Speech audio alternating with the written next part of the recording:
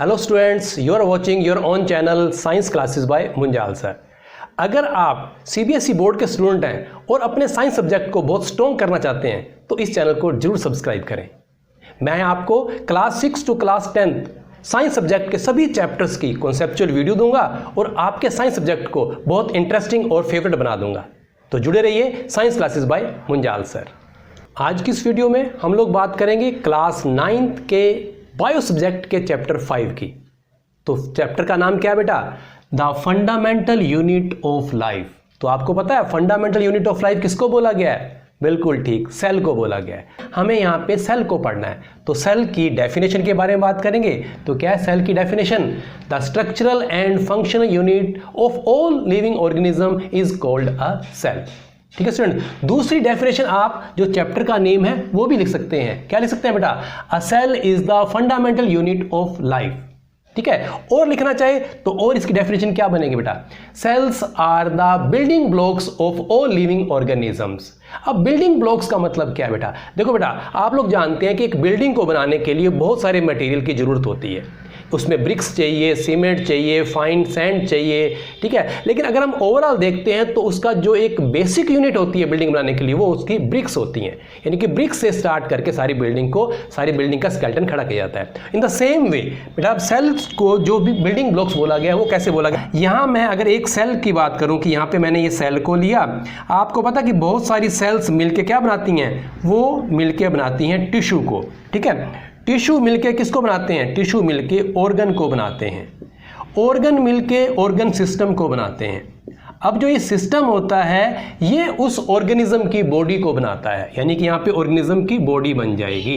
तो अगर हम यहाँ पे देखें ये ऑर्गेनिज्म की बॉडी बन गई तो इसकी बॉडी का जो बेसिक यूनिट है वो क्या है? सेल्स है। यानी कि सेल्स मिलते गए, यानी कि ये ब्लॉक्स, जैसे आपने गेम खेलते हैं ब्लॉक्स को मिलाते गए और एक ऑर्गेनिज्म की बॉडी तैयार होगी। तो इसलिए हम बोलते हैं the fundamental unit of life is called cell.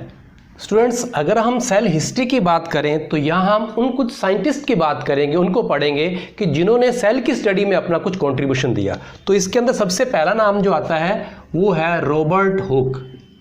कौन थे वो? Robert Hooke. आपसे पूछा जाएगा हु डिस्कवर्ड द सेल, तो आपने क्या बताना है? Robert Hooke discovered the cell in 1665। अब एक्चुअली बेटा क्या था? He discovered dead cells. उन्होंने डेड सेल्स को डिस्कवर किया था। He discovered dead cells in thin कोक स्लाइस। अब ये कोक स्लाइस क्या होता है बेटा? जैसे कोई ट्री का स्टेम, उसके ऊपर जो डेड सेल्स आ जाती है उसकी कवरिंग आ जाती है जिसको छाल बोलते हैं। तो वो कोक जो होती है उसकी स्लाइस के अंदर इन्होंने with the help of his primitive microscope. अब प्रिमिटिव माइक्रोस्कोप क्या किया उन्होंने? सेल्फ डिजाइन अपना पुराने जमाने का एक माइक्रोस्कोप बनाया था जिसका जो मैग्निफिकेशन था वो काफ़ी लो था। तो उन्होंने किस तरह की स्ट्रक्चर्स को देखा, तो मैं आपको यहाँ पे कुछ वैसी स्ट्रक्चर बना देता हूँ जो उन्होंने अपने माइक्रोस्कोप के अंदर देखा। तो बेटा कुछ इस तरह की स्ट्रक्चर्स उन्होंने अपने माइक्रोस्कोप के अंदर देखा। तो ये वाली जो स्ट्रक्चर हैं उन्होंने इसको कंपेयर किया लाइक अ हनी कॉम्ब। तो हनी कॉम्ब जो होता है, मक्खियों का जो छत्ता होता है, वो कुछ इस तरह से दिखाई देता है, लाइक अ हनी कॉम्ब। इस तरह से उन्होंने दिखाई दिया। तो इन्होंने उसको जो नाम यूज़ किया, तो इन्होंने यहाँ पे एक वर्ड यूज़ किया सेल्यूली। ये क्या एक लैटिन वर्ड है सेल्यूली प्लूरल के अंदर। तो इस लैटिन वर्ड का जो मीन्स होता है बेटा वो होता है लिटिल रूम्स। क्या होता है बेटा? वो लिटिल रूम्स या कंपार्टमेंट। तो ये छोटे छोटे कंपार्टमेंट दिखाई दिए तो सिंगुलर के लिए उन्होंने यूज़ किया सेल्यूला। तो बाद में ये शॉर्ट टर्म बन के क्या बन गया? सेल बन गया। ठीक है बेटा। तो इस तरह से रॉबर्ट हुक ने डेड सेल की डिस्कवरी की थी। तो सेकंड नेम अगर आपसे पूछा जाए who discovered the first living cell, ठीक है ना, जब लिविंग सेल की बात आ जाए तो सेकंड साइंटिस्ट थे एंटोनी वॉन ल्यूवेनहॉक। तो बेटा ये स्पेलिंग थोड़ी सी ध्यान में रख लेना, ध्यान से कि स्पेलिंग थोड़ी सी हार्ड है। ये आप सिर्फ ल्यूवेनहॉक लिख देना इन 1674। तो यहाँ जो ल्यूवेनहॉक को याद किया जाता है वो लिविंग सेल्स की डिस्कवरी के लिए।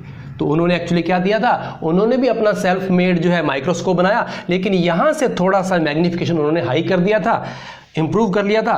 तो उन्होंने एक्चुअली बैक्टीरिया, आरबीसी, प्रोटोजोआ इनको देखा था। तो ये क्या थे, ये लिविंग सेल्स थे, इनकी discovery. Who discovered first living cell? Then Leeuwenhoek. Third scientist जो आते हैं वो है रॉबर्ट ब्राउन। क्या नाम था उनका? Robert brown. इन्होंने किसकी डिस्कवरी की थी? इन 1831 के अंदर इन्हें डिस्कवरी की थी न्यूक्लियस की। किसकी स्टडी की थी? न्यूक्लियस की। तो क्या होता है, ये मेन पार्ट है, main controlling part of the cell है, इसकी स्टडी करेंगे हम डिटेल के अंदर, ठीक है बेटा। तो उससे नेक्स्ट साइंटिस्ट जो आते हैं वो है पुरकिंजे। क्या नाम है? पुरकिंजे। तो इन्होंने 1839 के अंदर एक टर्म दी थी। A term was given bye पुरकिंजे, that was protoplasm. Protoplasm. अब ये प्रोटोप्लाज्म क्या होता है ये भी पढ़ेंगे बेटा, लेकिन थोड़ा सा बता देता हूँ बेटा। जो सेल का मेन विस्कस लिक्विड पार्ट होता है इंक्लूडिंग न्यूक्लियस, तो उसको बोलते हैं प्रोटोप्लाज्म। अब मैं यहाँ पे 3 साइंटिस्ट के नाम एक साथ लिखूंगा, MJ श्लीडन, T शवान और रुडोल्फ विर्चो। तो बेटा ये आपने नाम याद रखने हैं। अब जो पहले वाले 2 साइंटिस्ट हैं, ये 1838 में इन्होंने अपना कुछ स्टेटमेंट दी, इनके साथ जुड़े ये 1839 के अंदर। तो इन दोनों का जो नाम जुड़ा है बेटा वो है सेल थ्योरी।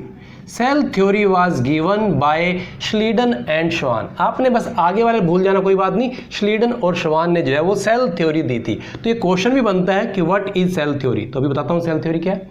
तो पहले बेटा सेल थ्योरी इन्होंने दी, और जो आर विर्चो थे, रुडोल्फ विर्चो, इन्होंने इस सेल थ्योरी को थोड़ा मॉडिफाई किया था, ठीक है बेटा।